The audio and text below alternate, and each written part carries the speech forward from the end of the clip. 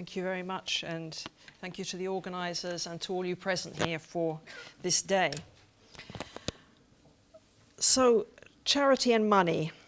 Now, we're in a certain context, so we're thinking about this in a certain way, but if we weren't in that context, I think if people saw these two words, charity and money, the first thing they'd think about is fundraising, as we just heard something about.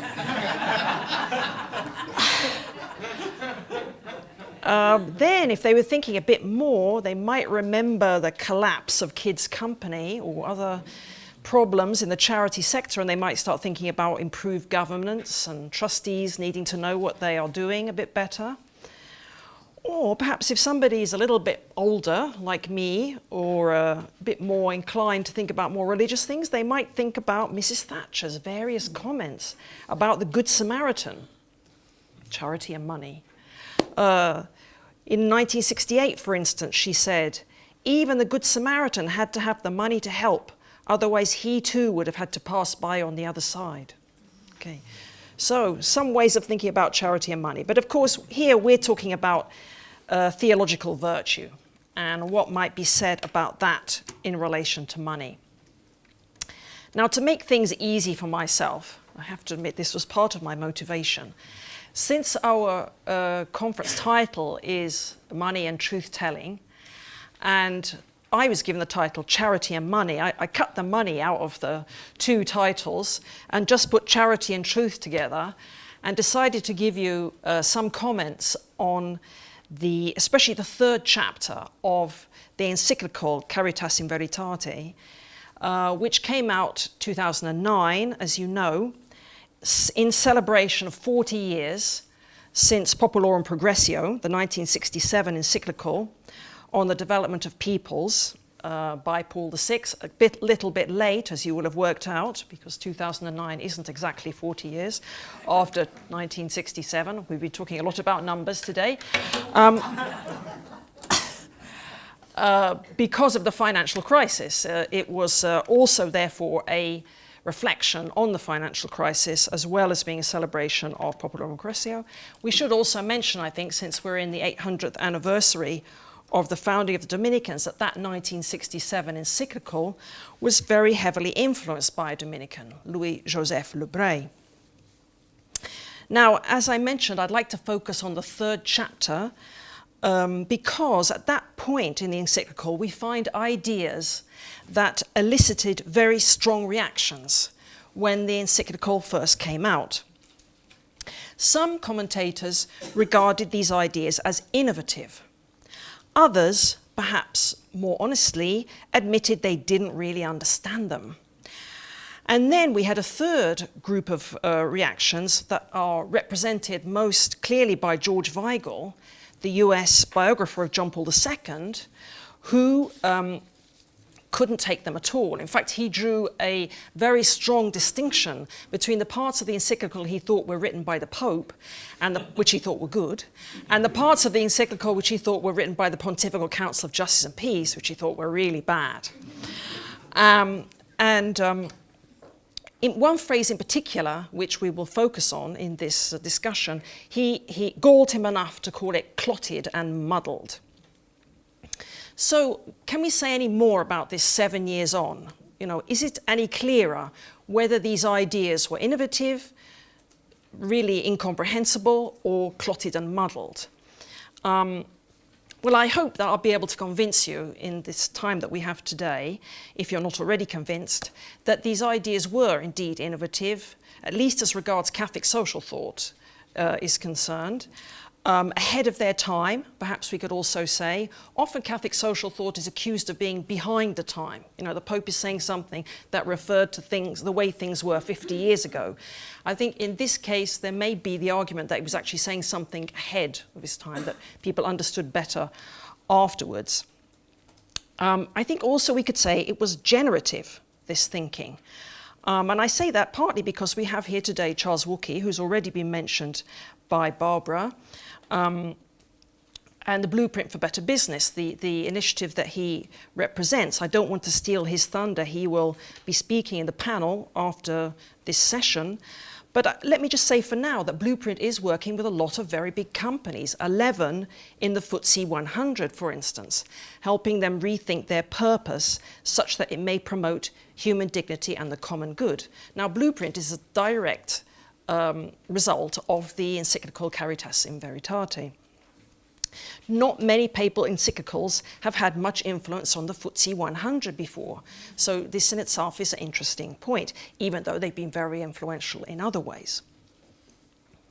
So what was it that people saw as innovative or incomprehensible or clotted in chapter 3 of Caritas in Veritate? So I'm going to show you now this phrase which caused George Weigel's reaction. This is where he burst out in his article that he wrote shortly after the encyclical came out. In order to defeat underdevelopment, the Pope says at this point, this is paragraph 39, action is required not only on improving exchange-based transactions and implanting public welfare structures, but above all on gradually increasing openness in a world context to forms of economic activity marked by gratuitousness and communion. Very long sentence, difficult to know where to take your breath in reading it. Now, the thing is that very similar phrases had already appeared twice in the same chapter, and I'll show you these now. This is from paragraph 34. Economic, social and political development, if it is to be authentically human, needs to make room for the principle of gratuitousness as an expression of fraternity. And then number 36. In commercial relationships, the principle of gratuitousness and the logic of gift as an expression of fraternity can and must find their place within normal economic activity. So we got this sort of crescendo, gradually building up. This is a kind of a refrain, this phrase, slightly different versions, but basically the same components each time.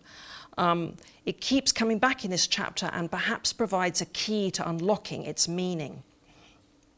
I think Weigel, by the time he'd read it the third time, which is the first one we have on this slide, couldn't take it anymore, you know, the build-up of this crescendo, you know. If we put them back in their order now, we can see in number 34, the first time this sentence appears, the emphasis is on making economic and social development authentically human. That's the key, I think, of that sentence.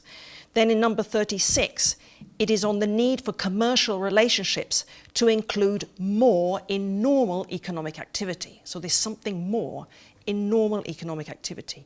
And then number 39, we get probably the strongest statement of the three.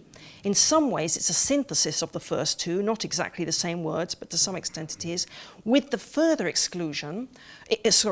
inclusion of a reference to public welfare, and the whole sentence aimed at defeating underdevelopment at the world level. So it's really the sort of culmination of these three sentences, and it's dealing with the main issue, the development issue that this encyclical is aimed at talking about. Now, the key part of each of these sentences is, of course, the reference they all contain to quotas of, or the principle of, gratuitousness. And then there are also other words connected with this: communion, the logic of gift, and the expression of fraternity. So, as a starting point, perhaps we can say the overall message we seem to be getting here is that we need to expand our vision of the economy so that we can find a place within economic activity itself. This is the important point. Within its economic activity, within the market, for gratuitousness and the unconditional gift. And this interpretation is confirmed by other texts from the same chapter, such as the following. Without internal forms of solidarity and mutual trust, the market cannot completely fulfill its proper economic function. So solidarity and trust need to be internal to the economic process, not outside it or before or after it. So in order to unpack this a bit further, we can go back to the previous three sentences. We can start by noting that the last of the three versions of this sentence, the one that caused the trouble, includes reference to three aspects of development: exchange-based transactions, public welfare structures, and quotas of gratuitousness and communion. Now, this idea of a threefold logic is very powerful in this chapter. It runs through the whole thing, like those sentences. Just to give you some examples, in the 38th paragraph, the encyclical points out that we need three sectors for a healthy society: market, government, and civil society. Each of these has a particular strength that the community as a whole needs. In the market, there is, interestingly, this phrase, giving in order to acquire, as he puts in brackets, the logic of exchange. In the public sector, there is giving through duty, as he says, the logic of public obligation imposed by state law. And then in the third, the civil society sector, there is an economy of gratuitousness and fraternity. So the first important point here is that we have to have this threefold way of thinking, not the sort of binary thinking that we're used to, market and state, or market and government. He would say excluding the civil or third sector as a sector in its own right is a major mistake. And there's a quote here from one of the paragraphs on that. The exclusively binary model of market plus state is corrosive of society, he says, while economic forms based on solidarity, which find their natural home in civil society without being restricted to it, build up society. The market of gratuitousness does not exist, and attitudes of gratuitousness cannot be established by law. Yet, both the market and politics need individuals who are open to reciprocal gift. This is number 39. We'll come back a bit more to explain a bit more about this in a moment, but I just want to stick with this threefold model for a moment. Now, the particular strengths of each sector, however, are not limited to each sector. Rather, they need to spill over to cross-fertilize and interpenetrate each other. Now, he's especially concerned about gratuitousness and gift being expressed in the market. And he says a little bit about that in the government sector, not so much. He's especially focused on the market. But he doesn't want to imply that that's the only important thing. You know, the civil society sector should be taking seriously exchange and rights and laws as well. So this is sense that each sector has a certain strength to offer, but they all have to have present these this threefold mechanism for managing their relationships, threefold dimensions, we could say. This works temporally too. It's not the case that first we have the market that generates wealth, then we go to the government that redistributes it through taxation and pays for hospitals and things like this. And then we have a bit of gratuitousness, a bit of charity and a bit of philanthropy and that sort of thing. But that all these things need to be present contemporaneously in the three sectors. Now that's partly driven by globalization. You can't separate anymore the moment of producing from the moment of taxation. Anybody who knows anything about difficulty of organizing taxation knows that if the capital disappears and you can only tax people. So for practical reasons that doesn't function anymore, but he obviously wants to say it for more serious reasons than just the practical ones. Then a final point I would say, which I think is quite interesting, slightly extrapolating from the encyclical itself, is we could think about the market and government as two axes on a natural plane. You know, these two dimensions create a plane, a natural plane. And then the gratuitousness is kind of a third dimension which connects us going up and down to the transcendent. He's going to say this in a phrase which I'll quote for you in a moment. However, we should always keep in mind that this connection with the transcendent is affecting the market and government too. It's not a sort of a specialized sector separated from a sort of three silos, not connected with each other. So this transcendence should have an impact on the market and on government as well. Everything is interpenetrated. So I think, thinking about this threefold model, we could say that the encyclical is challenging us to imagine a society that is made in the image and likeness of God, just as we're used to thinking of human beings, at least in the Christian tradition, as made in the image and likeness of God, that this should extend now to society, a society modelled on the unity in threefold personal diversity of the Trinity. So this is a society which is made up of different parts, but each overflows into the other, uniting them into one. And he's especially using this idea of gift and gratuitousness to make this case. So let's think about gift and gratuitousness a bit more, especially because it links us especially to charity. So this is the opening phrase of chapter 3. Charity in truth places man before the astonishing experience of gift. Gratuitousness is present in our lives in many different forms, which often go unrecognized because of a purely consumerist and utilitarian view of life. The human being is made for gift, which expresses and presents and makes present his transcendent dimension. So it's quite beautiful language here, astonishing experience. Perhaps not many of us feel this, but anyway, it's interesting as language. Astonishing experience of gift. The human being is made for gift, makes present his transcendent dimension. When I read this, I was reminded of some research that came out not that long before the encyclical, a couple of months before the encyclical, from Reading University here in the UK, where there were a number of evolutionary linguists using massive computers to look at the development of Indo-European languages. And they found, they were looking at words appearing and disappearing and how long words lasted and this kind of thing. They found that most words last for about 4,000 years.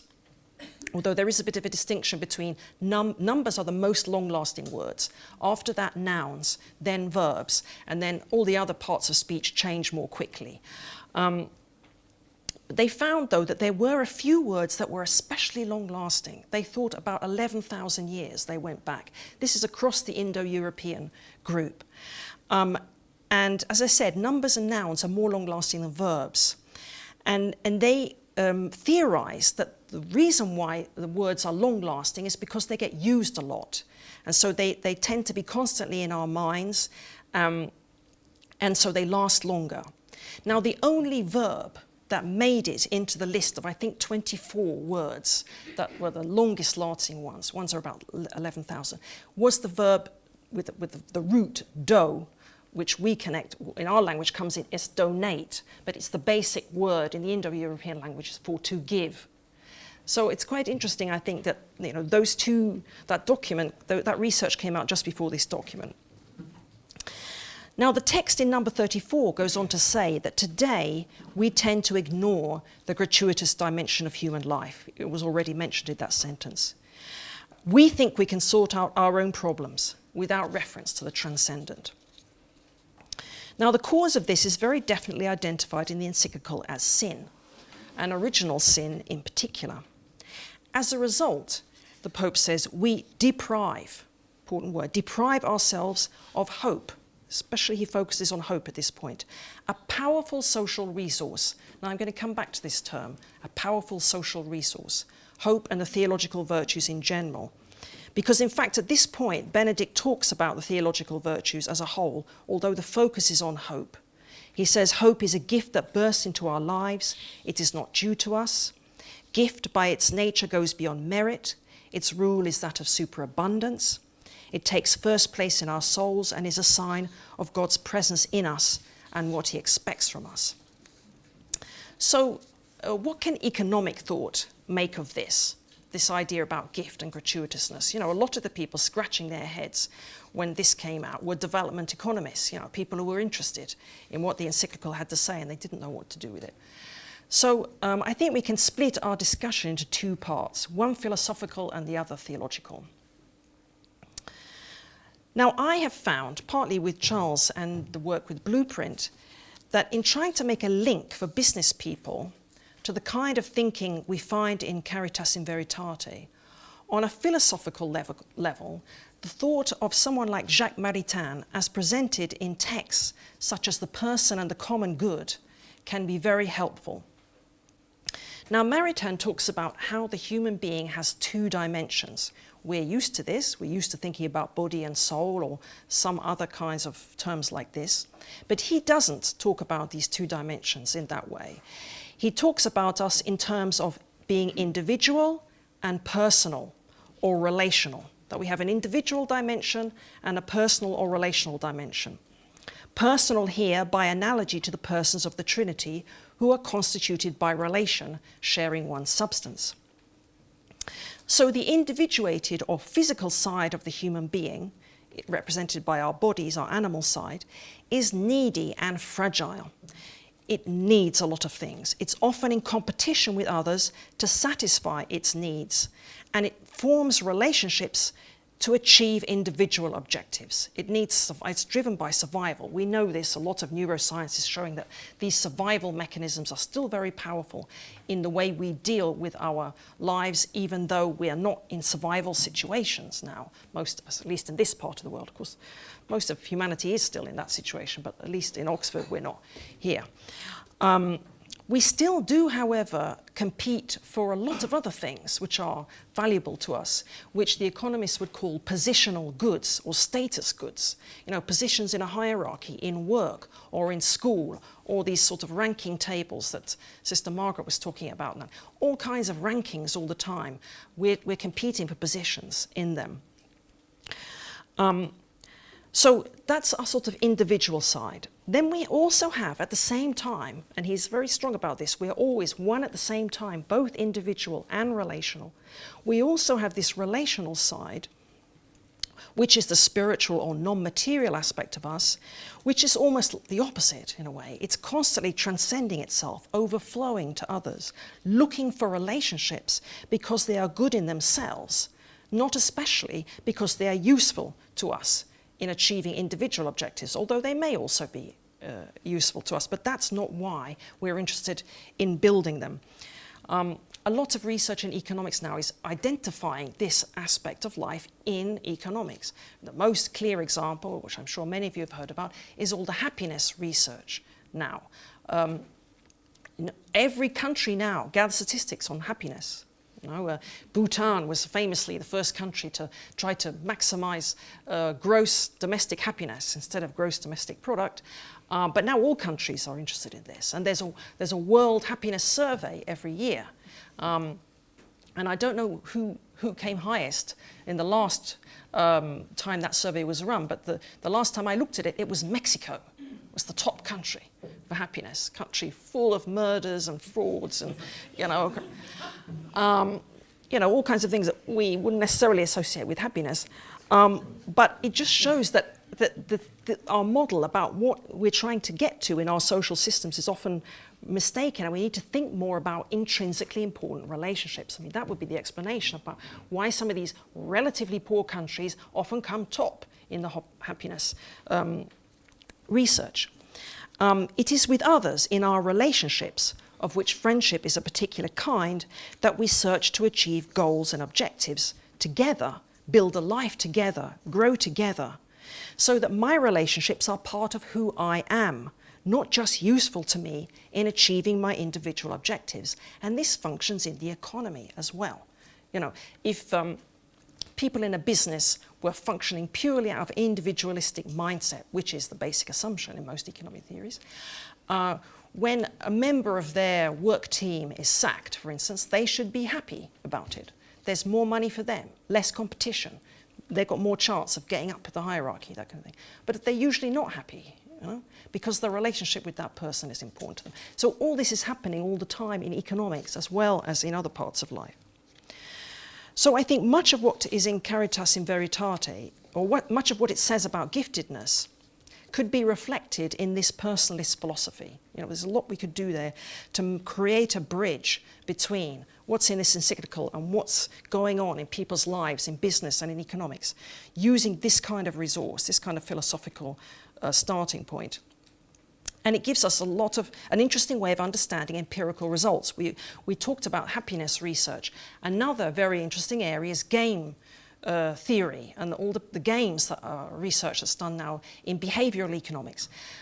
We could talk about a lot of different ones, just talk about one. It's called the ultimatum game, where you have two people, A and B.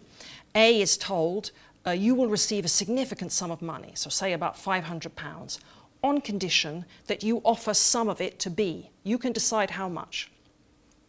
Then B is told, A is going to be offered a significant sum of money, but A will only be able to get it if you, B, accept the offer that A gives you. Otherwise, neither of you will get anything.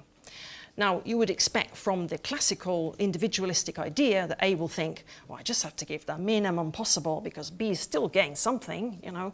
I get nothing if he says no, and I still keep most for myself. But that almost never happens, as you probably know, if you know anything about this game. They've done this research in lots of different places around the world with lots of different kinds of groups. Of course, it's a laboratory experiment, so people can argue about the conditions under which this experiment takes place. But the fact that it's been done with lots of different people in lots of different places helps to give some more credibility to the result. The most normal result is 50-50, that A offers 50%. The next most common is 60-40. And the basic explanation of this is that A thinks, I've been given a gift, and the only way I can receive this gift is by sharing it with B. So this relationship with B and the fact that we both can share in this benefit is something important. It's not just about getting the maximum I can from this money. So we could talk more about the philosophical level. There would be lots of interesting things to say, but I'd like to go a bit further because the encyclical goes further, taking us to a theological level. It argues quite clearly that markets cannot achieve their economic end without moral energies from outside. On our own, the Pope says, we do not have the strength to create a genuinely fraternal and universal community.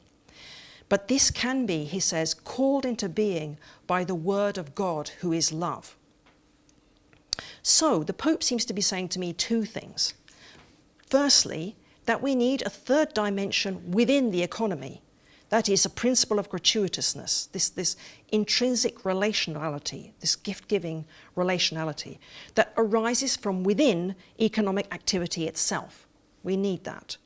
But also, this is the second point, the economy cannot achieve its own end, and we cannot achieve a genuinely fraternal and universal community without this being called into being by divine love. Now, as you can imagine, this second step is much more challenging to economics and to business than the first. Now, is there anything that an economist could make of it, economist or business persons? A lot hangs on this. If economists and business people can't access the wealth and richness that's in this thinking, then it stays detached from practical economic life. Well, I'd like to say three things about this, and I hope we can say more in the discussion. Firstly, there are some interesting practical examples. One example is discussed by Amy Wellman in an article in Theological Studies. This is the movement called Economy of Communion. This is connected with the Focolare movement. These are fully profit-making businesses that run themselves according to the principles of Focolare, and we could go into how they do it if you want in the discussion. The thing is, they're trying to create an economy with this third dimension, if you like, in which giftedness and gratuitousness is present. Now, she says about a particular case, a fellow called John Mundell, who was chief executive officer of an environmental consulting firm in Indiana, in the United States, run according to the economy of communion principles, explained to her how their long-standing decision to constantly prioritize relationships of love and respect was helping them at that time through the current financial crisis. And then she quotes him, "It is as if we had been making deposits in a bank account through our attitudes, our love, our relationships with others in the community. In difficult times, this providence of God acts like a withdrawal that we are able to take to sustain us till things get better."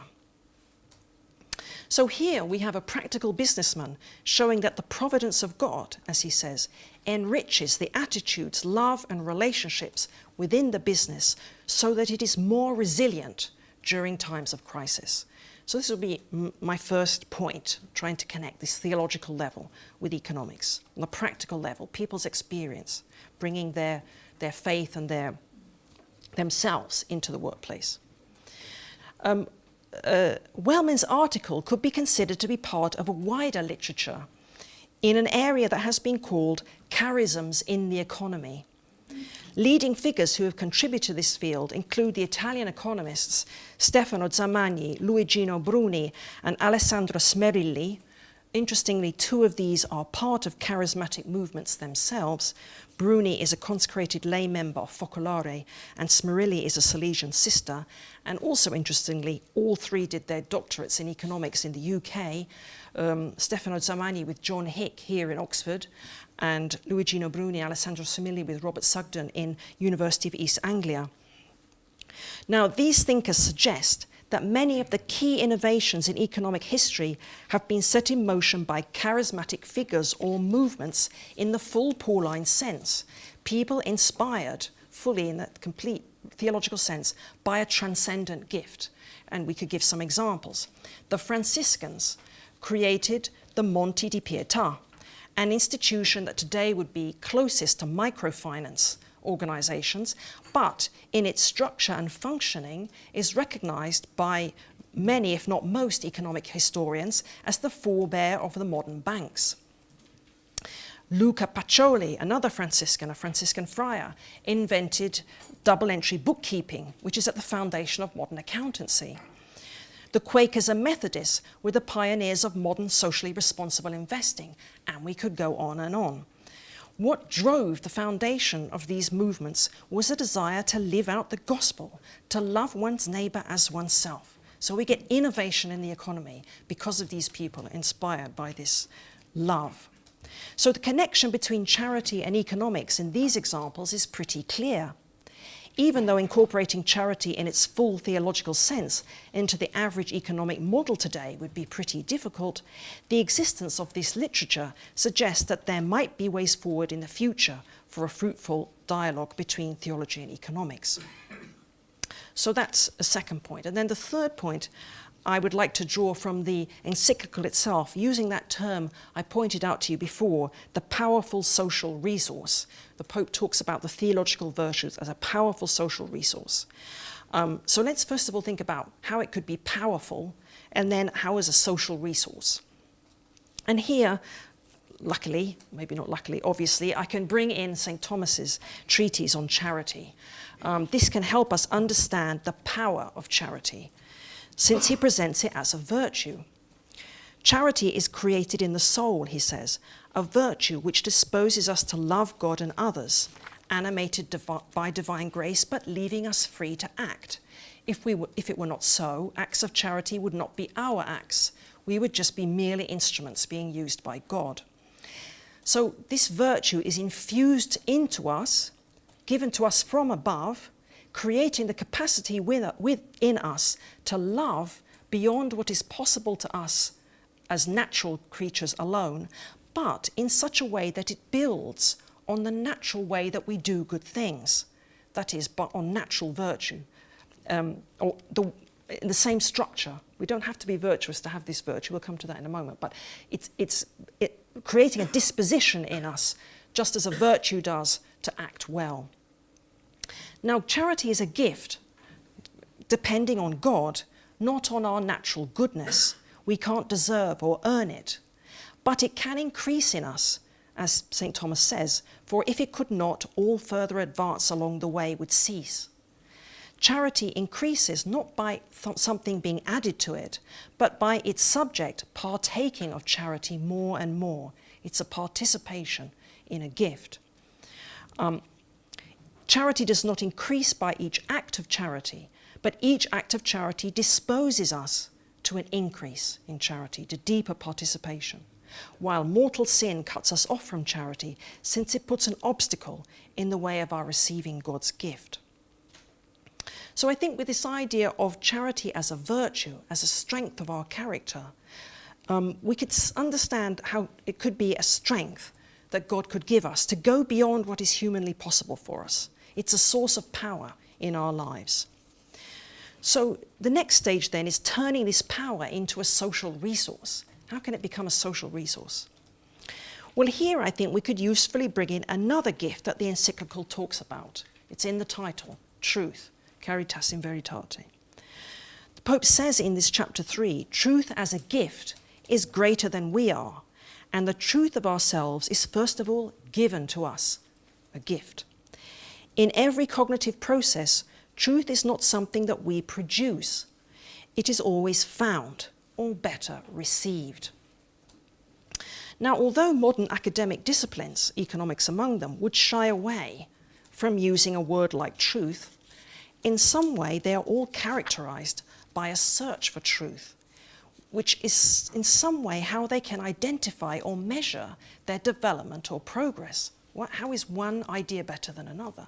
How do we make progress in our thinking? We talk, especially in the sciences, about discoveries, uncovering how something is or works.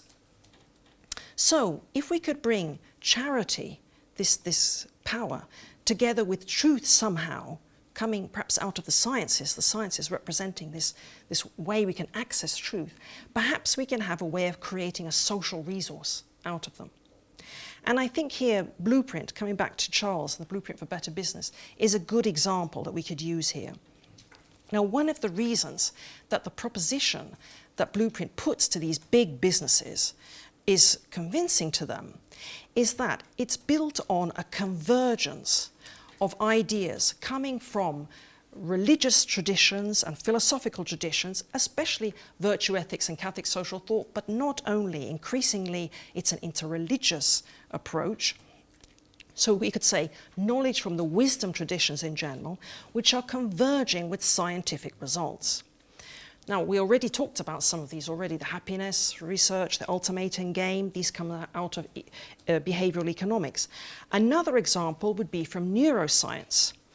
Now, results from neuroscience are already getting into the business ethics journals, for instance, where results are showing that just as we have an innate predisposition for language, so we also have a predisposition towards certain kinds of moral behavior, which can then be formed by us in our social and cultural context. So it's converging with the virtue idea from the wisdom traditions.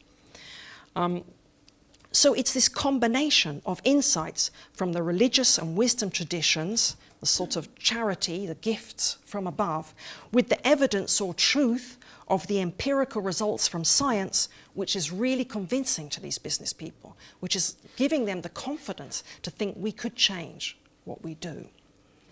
So I must conclude. Well, it's no news to anyone here that economics needs to be more reflective about its underlying ideas. Whereas the tradition of jurisprudence is well established in the legal field, economics has no equivalent tradition of self-reflection. The nearest we get is in the discipline of the history of economic thought, which not that many students of economics actually study. But thankfully, this is gradually changing. We've saw some of the evidence for that. In Caritas in Veritate, however, we are challenged to go further than philosophy, to see what light theological reflection can throw on economics. One of the points of connection between theology and economics that we can find in the encyclical itself is the idea of the theological virtues as a powerful social resource. On a practical level, Blueprint shows that a convincing argument can be made to business people when they can see convergence between various religious traditions and scientific results. The argument that either makes on their own is made stronger when they're put together. What I think we need more of now is serious interreligious dialogue on these questions, since, as we have found in Blueprint, if we can make an interreligious case for something like the common good or human dignity, it is all the more powerful in the face of the business world. But returning to the evaluations of Caritas in Veritate when it came out, as we mentioned at the beginning, I hope you can agree that rather than being clotted and muddled, it has indeed brought new ideas into the corpus of Catholic social thought, and perhaps more importantly, has been generative of new initiatives, of new life. There is much more to do at the boundary between economics, philosophy and theology to bring the insights of the latter two to bear on the former, but thanks in part to this encyclical, the journey in that direction has now begun. Thank you very much.